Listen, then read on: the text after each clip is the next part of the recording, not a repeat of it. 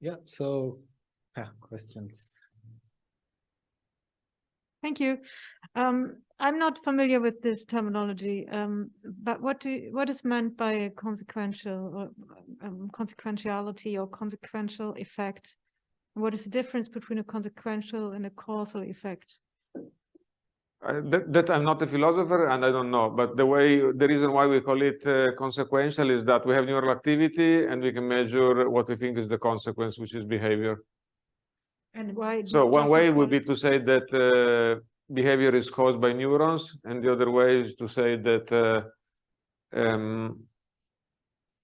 these features of neural activity are consequential to behavior. And so, why is that synonymous, or how is it different?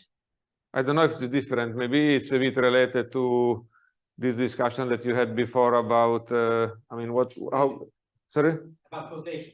Yeah, but no, how did you define, Christina? The constituent.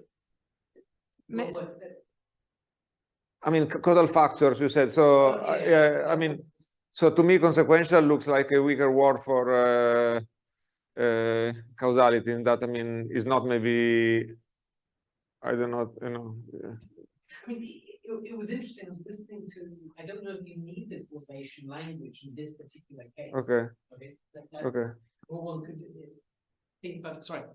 I don't think you need the causation language in this particular case. Okay. What you're doing with it. Okay. So that would seem to, but if one's interested in the larger explanatory project, then causation would come into it. Okay. The reason why people here are obsessed of calling those things that we do causal is that there is always a concern that when you measure information in the brain, you don't know whether it's used or not. It has an effect.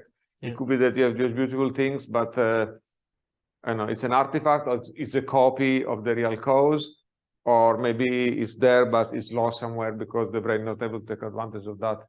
And that's why people use the causal thing. I don't know how necessary it is from the logic, but I mean, the thing that people want to show is that, you know, it serves something. I mean, it serves something with the behavior that it gives a contribution to the behavior that you have. Yeah. Okay, Christina. Yeah, it's. I think it's a question not just for you, Stefano, but for the audience and especially for philosophers. I think that the reason neuroscientists want to use the word causation is to differentiate between correlational evidence and causal evidence. And this would be perturbative evidence, where you manipulate the variables. Yeah, where you manipulate the variables. And to me, this sounds very, very close to the notion of the nest test, where you have this concept of making the difference. So because what you really do when you perturb like activity, as in the Chong paper, you are trying to make a difference in terms of behavior. So you're not testing the counterfactual notion of causality, but you are testing this making the difference concept of causality. I don't know whether people agree or disagree. I would like to know what you think. I cannot, I'm not good enough in philosophy to answer the question, so I'm happy to step back. Usually counterfactual accounts are among the difference-making accounts. So difference-making then is spelled out in terms of the true counterfactual. So A makes the difference to B if it's true. If A hadn't been the case, then B hadn't been the case.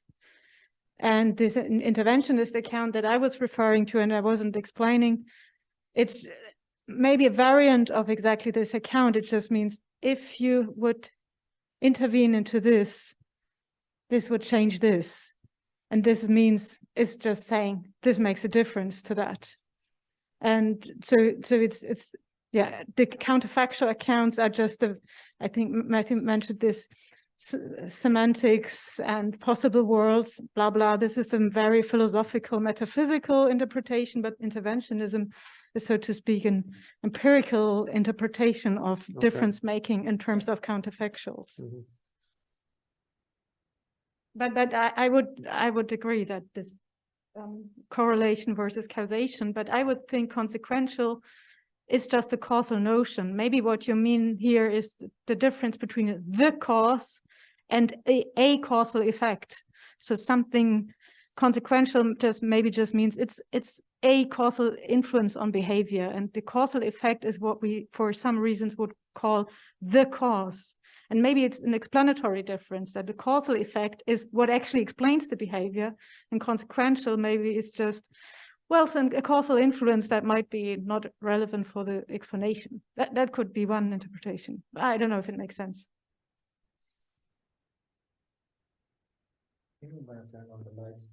Yeah, maybe one.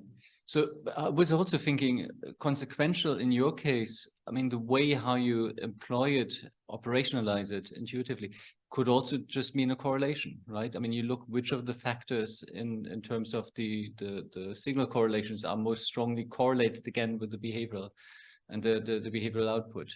And even if you perturb the system, it may also be considered a different kind of correlation. I mean, you change some of the variables at the upstream, and you observe what's happening at the downstream. And so I think that goes back to what you just said, the notion of identifying relevant factors, but the way how they're linked. I mean, that's again a matter of perspective, what you consider mechanism or causation within the linkage of these factors. So in a way, I think you're quite right, describing it as consequential and avoiding the word causation. But to me, I mean, not because of the way you phrased it, but to me, it's still not explaining exactly satisfactorily what the difference is between the causation and the correlation, because I think it could be framed in either perspective. Okay. Understand. Okay. But it's also true that part of those results, like discriminating between correct and error trials, is correlational, and part of this is I don't know if causal, but definitely based on manipulation of variables. So I think this is, I mean, the stuff that you know, it proved that manipulating correlation between neurons. And this is our choice, so it's not something that correlates with something else. Manipulate the perception, so it has a causal effect on perception. I mean, you outlined some statistical relationships and used them as a basis for explaining the robustness of decoding, for instance. But those statistical relationships were chosen by us, not by the rest of the brain of the animal. Yes. Were imposed by us.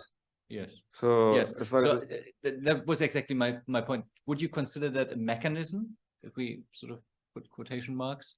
Is that a mechanism, or would a mechanism have to be something that actually goes down to a neural description level? I mean, per se, I think I would say this is I mean, you can formulate it as a set of equations between the different, I don't know, neurons. I don't know if you can call vehicles or whatever, but for me, you can formalize this as a set of equations that are proven with manipulation. So you can ensure that you can make the link between those variables, which is the activity of those neurons, and the behavior. That is really a direct link. It's an arrow. I would call it a cause.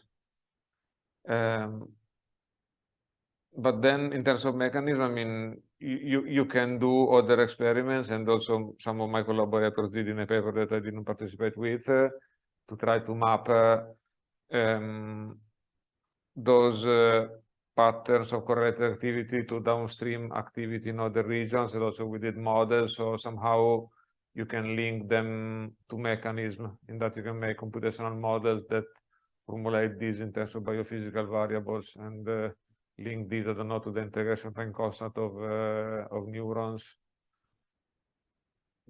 Very interesting what you're saying just there, because I also I suspect that it boils down to just experience and fields that we're familiar with. So when you presented the projection systems Yes. and how they are ending in motives, Absolutely, yes, yes. I think immediately, I mean, my heart opens up and I think, yes, that's a mechanism to me. But this is just because I've got many years of experience thinking along these lines and not along lines of statistical inference. Okay. So, but I mean, that's no proof. Of But course. what I don't know if I can have a pen to draw there.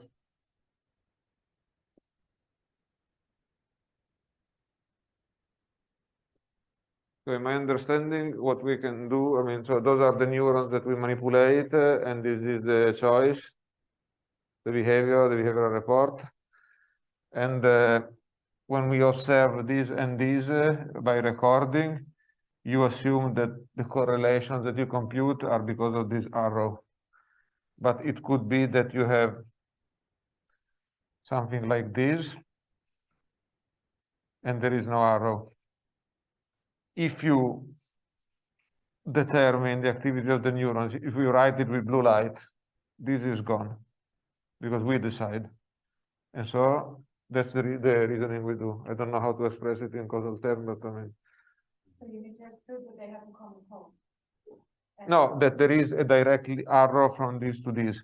And the reason is that we have destroyed the rest, and we randomize the way we do this, and so. Yeah, common code, I don't know, yeah, the real code, for example. This is the real stuff. So what they call the confounder, I mean, in the talk of current coding, you had the block like this, you had this was the confounder, and this is the real stuff. And you say you're looking at the correlation between the two, and you think there is an arrow, but there isn't. Yeah, this is interesting because this interventionist account is all about how to exclude common causes, and so this would be interesting to call that confounders. So that it looks like N causes C, but actually they are just correlated because they have exactly. So that's essentially the kind of thing we want to avoid. And with these techniques, you really switch on the neurons at your will. So you really break the stuff. Yeah. And so that's the idea.